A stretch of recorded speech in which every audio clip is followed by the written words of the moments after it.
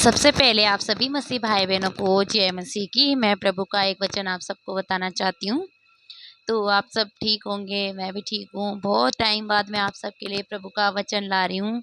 मैं अपने शारीरिक जीवन में थोड़ा बिजी हो चुकी थी, जॉब वॉब के चक्कर में, थोड़ा स्टडी वगैरह।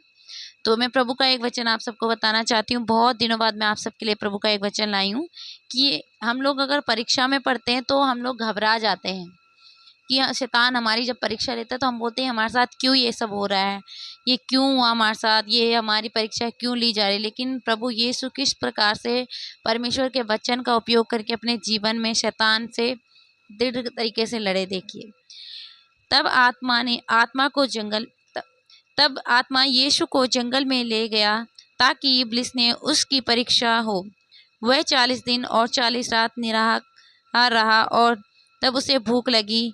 तब परखने वाले ने उसके पास उससे कहा, यदि तू परमेश्वर का पुत्र है तो पत्थर को कह दे कि वह रोटियां बन जाए।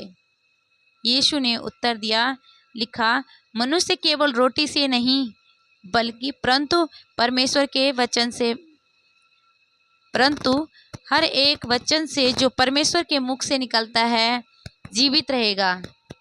है ना। जरूरी नहीं है कि मनुष्य एक खाने के लिए ही जिंदा हो, कि जब उसे खाना मिलेगा तो वो जिंदा हो। प्रभु यीशु ने कहा कि जो परमेश्वर के मुख से जो वचन निकला है उसके होते भी परमेश्वर प्रभु यीशु जिंदा रह सकते हैं। तभी इब्लिस ने उसे पवित्र नगर में ले गया और मंदिर के कंगूरे पर खड़ा किया और उससे कहा, यदि तू परमेश्वर का पुत्र है तो अपने आप को नीचे गिरा दे, क्योंकि लिखा है वे तेरे विषय में अपने स्वर्गदूतों को आज्ञा देता है।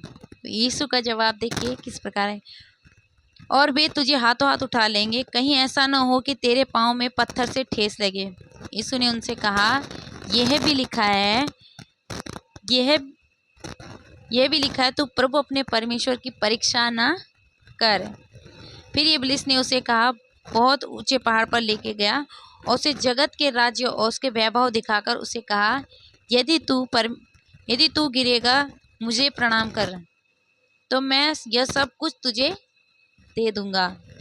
तब यीशु ने उनसे कहा, हे शैतान दूर हो जा, क्योंकि लिखा है, तू प्रभु अपने परमेश्वर को प्रणाम कर और केवल उसी की उपासना कर।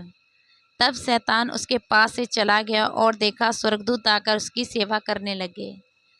तो शैतान ने इतनी सारी परीक्षा ली यीशु की, फिर भी यीशु दृढ़ रहे। और हम लोग अपने शारीरिक जीवन में क्या करते हैं, थोड़ी सी परेशानी आती है, हम लोग बोलते हैं कि हमारे जीवन में क्यों ये परेशानी आई, क्यों परमेश्वर हमें ये दुख दे रहा है। लेकिन शैतान ने देखो क्या क्या कहा, तू पत्थर को बोल तो रोटी जा। ऐसे लोग बोलते हैं, तू यीशु की कसम खा, तू अपने जिस परमेश्वर को मानता है उसकी कसम खा, तब मानूंगा। लेकिन प्रभु ने यहाँ पे वो काम नहीं किए जो शैतान उनसे करवाना चाह रहा था। प्रभु ने वो काम किए जो परमेश्वर की आज्ञाएं थी, परमेश्वर के वचन का उपयोग अपने जीवन में किया। Thank you, praise the Lord, आमीन।